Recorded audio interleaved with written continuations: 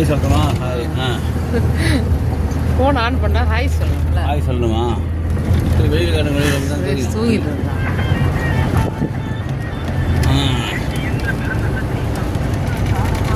திருச்செந்தூர் போயிட்டுறீங்களா? திருச்செந்தூர் போயிட்டுருக்கீங்களாங்க? சரி சரி, போயிட்டான். நீங்க வரலையா? நானும் தான் வரேன். இருந்தாலும் உள்ள நமக்கு கொஞ்சம் நடந்து வரது சிரமமாக இருக்கும். ஐயருக்கான பார்க்கலாம்.